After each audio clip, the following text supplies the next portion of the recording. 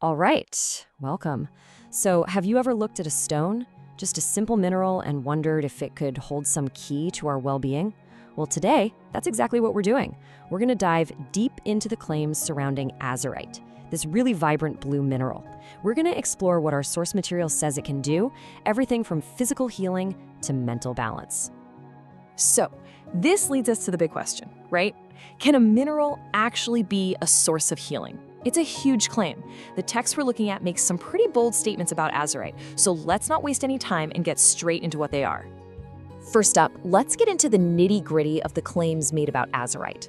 According to our source material, what exactly is this mineral supposed to do for us? Okay, so right off the bat, our source frames Azurite as way more than just a pretty rock. It's described as a powerful agent for both physical and mental wellness. It's not passive, it's presented as an active force for change within the body. Now let's drill down into the specifics, starting with the claims about physical problems. And you'll see the source gets surprisingly detailed here, covering everything from internal pain all the way to fevers. I mean, just take a look at the range of claims on this slide. It's not just one or two things. The source suggests Azurite can tackle a whole host of physical issues, internal stuff like spasms and joint pain, and then external conditions like skin diseases, and even something like lowering a fever.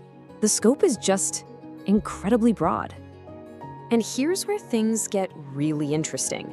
The source uses this very unusual term. It says Azurite melts cloth blocks. It then specifically connects these blocks to discomfort coming from both physical and psychological causes. This suggests we're not just talking about simple warts, but maybe physical symptoms of some deeper stress. So this whole idea of cloth blocks, it's basically a bridge, isn't it? It connects the physical to the psychological. And that seems to be a central theme in the source material, the idea that physical symptoms can actually have mental or emotional roots. And Azurite is claimed to work on both sides of that equation.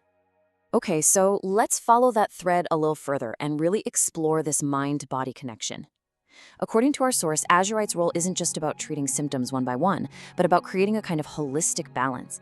So the key idea here really is equilibrium. The source is claiming that Azurite's main function isn't just to patch up problems as they appear, it's about creating a true harmony between the physical you and the mental you, bringing them into alignment.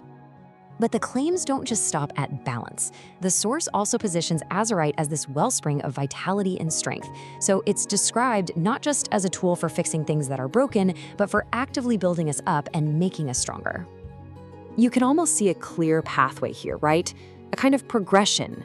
It's said to start with stimulation, a spark for both the body and the soul.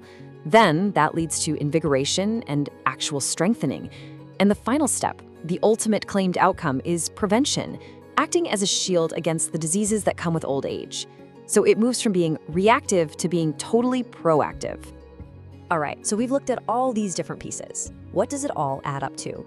Let's take a step back now and look at the full picture of Azurite's attributed properties, as laid out in our source. This table really lays it all out for us, doesn't it? You can see how the claims almost level up. It starts with targeting specific physical problems. Then, it broadens out to this more holistic goal of mental and physical balance. That's where the cloth blocks idea comes in. And finally, it culminates in this proactive role, building vitality to prevent future illness. It's presented as a complete system for wellness. So, as we wrap up our look at the source's claims about Azurite, it kind of leaves us with this much broader question to think about. Putting Azurite aside for a second, what does our human interest in materials with properties like these tell us about our own hopes and needs, about that universal search for health, for balance, and for vitality? That's something really worth pondering.